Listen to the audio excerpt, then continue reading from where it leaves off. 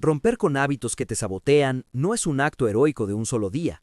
Es una decisión consciente que se toma muchas veces, incluso cuando nadie te ve y cuando no hay aplausos. Los hábitos no aparecen de la nada, se forman poco a poco, casi sin darnos cuenta, como respuestas automáticas a emociones, miedos, inseguridades o comodidad. El problema es que, con el tiempo, esos hábitos dejan de protegerte y empiezan a limitarte.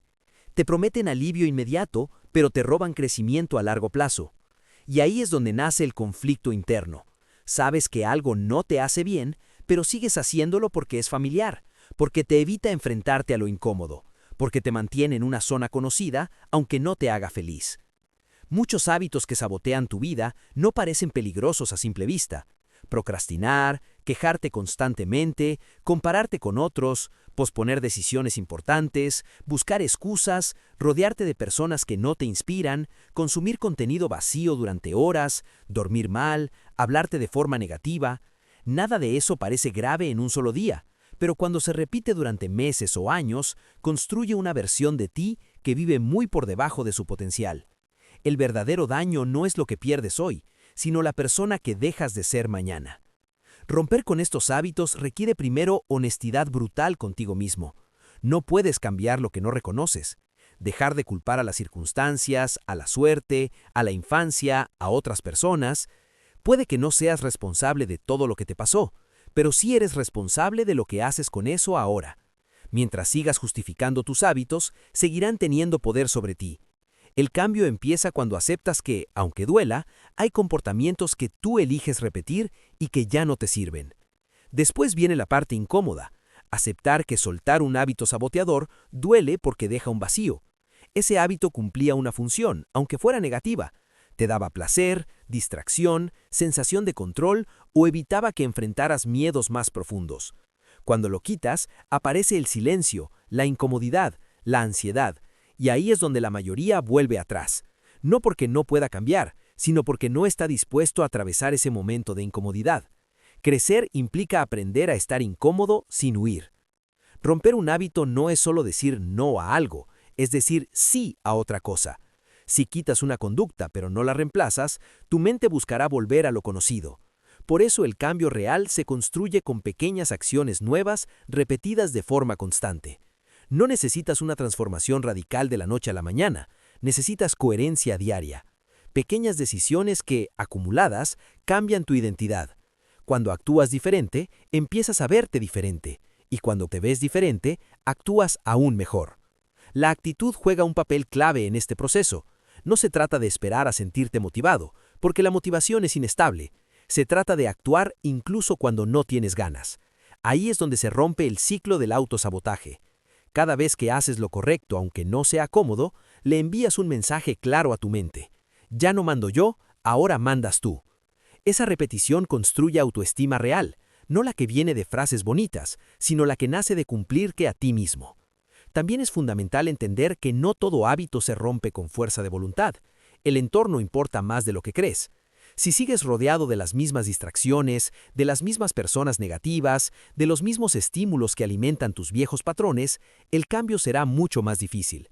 A veces, romper con un hábito implica cambiar rutinas, horarios, conversaciones y hasta círculos sociales, no porque seas mejor que otros, sino porque estás comprometido con tu crecimiento.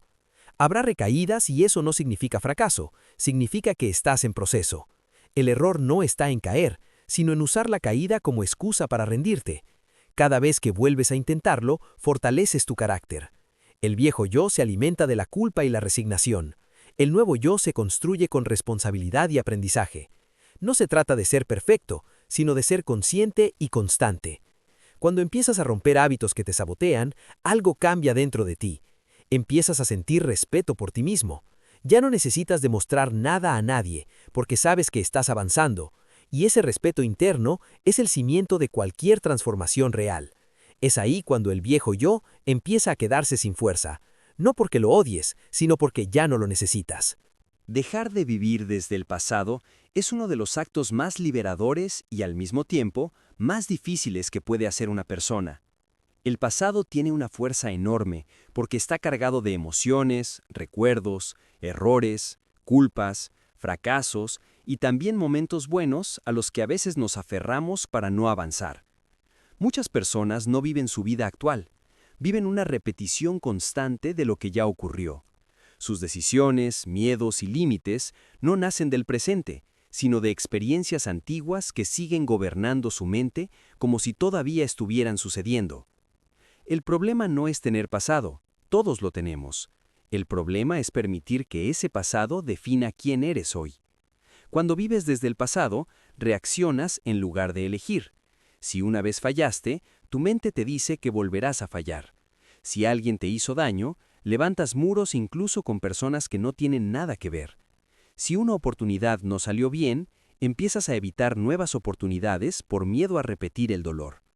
Así, sin darte cuenta, empiezas a construir una vida pequeña para sentirte seguro, pero esa seguridad tiene un precio muy alto. Renuncias a tu crecimiento. Muchas veces confundimos aprender del pasado con quedarnos atrapados en él. Aprender es extraer una lección y seguir adelante. Quedarse atrapado es revivir la historia una y otra vez, castigarte mentalmente, preguntarte qué habría pasado si hubieras actuado diferente. Esa conversación interna constante desgasta, roba energía y te mantiene anclado a una versión antigua de ti. El pasado no se puede cambiar, pero la interpretación que haces de él sí. Y esa interpretación es la que determina cómo te mueves hoy. Dejar de vivir desde el pasado implica aceptar lo que fue sin justificarlo ni rechazarlo. Aceptar no es aprobar, es reconocer que ocurrió y que ya no está en tus manos modificarlo. Mientras luchas contra lo que fue, sigues atado a ello. Cuando lo aceptas, empiezas a soltar. Soltar no significa olvidar, significa dejar de permitir que controle tus decisiones presentes. Es un acto de responsabilidad emocional, no de debilidad. Uno de los mayores obstáculos para soltar el pasado es la identidad. Muchas personas se definen por lo que les ocurrió, el que fracasó, el que fue traicionado, el que no tuvo oportunidades, el que siempre lo intenta y nunca lo logra. Esa historia se vuelve cómoda porque explica todo y no exige cambio, pero también se convierte en una prisión. Si sigues contando la misma historia, seguirás viviendo el mismo tipo de vida. Cambiar tu presente exige cambiar el relato que te cuentas sobre ti mismo. El presente es el único lugar donde puedes actuar, pero para muchas personas es el lugar más incómodo. En el presente no hay excusas, no hay culpables, no hay promesas futuras, solo están tus decisiones. Por eso la mente prefiere refugiarse en el pasado o en el futuro. El pasado para justificarse, el futuro para postergar. Vivir desde el presente requiere valentía, porque te obliga a asumir que a partir de ahora, lo que ocurra depende en gran parte de ti. Dejar atrás el pasado no significa borrar tus heridas, significa dejar de vivir desde ellas. Las heridas pueden convertirse en sabiduría o en cadenas, dependiendo de cómo las uses. Cuando eliges aprender, te fortalecen. Cuando eliges identificarte con ellas, te limitan. No eres lo que te pasó, eres lo que haces con lo que te pasó. Esa diferencia cambia completamente tu manera de ver la vida. También es importante entender que soltar el pasado no es un evento, es un proceso. Habrá días en los que te sentirás libre y otros en los que viejos recuerdos volverán. La diferencia es que ahora los observarás sin dejar que te controlen. Cada vez que eliges responder desde el presente y no desde una herida antigua, estás reprogramando tu mente. Poco a poco el pasado pierde peso y el presente gana fuerza. Cuando dejas de vivir desde el pasado, empiezas a tomar decisiones más alineadas con quien quieres ser, no con quien fuiste. Empiezas a abrirte a nuevas posibilidades, a nuevas personas, a nuevas versiones de ti mismo. El miedo sigue ahí, pero ya no manda. La inseguridad aparece, pero no decide por ti. Y en ese espacio, donde antes había culpa y repetición, empieza a nacer una vida más consciente, más auténtica y más libre. La actitud como punto de inflexión no es una frase bonita ni un concepto motivacional vacío. Es el momento exacto en el que decides dejar de reaccionar automáticamente y empiezas a responder de forma consciente a lo que la vida te presenta. La mayoría de las personas no fracasan por falta de talento, inteligencia o recursos. Fracasan porque mantienen una actitud que las mantiene pequeñas frente a los desafíos. La actitud es el filtro con el que interpretas la realidad, y ese filtro determina cómo te sientes, cómo actúas y, en consecuencia, los resultados que obtienes. Muchas personas creen que su actitud es consecuencia de lo que les pasa, cuando en realidad suele ser al revés. No es la situación la que define tu actitud, es tu actitud la que define cómo vives la situación.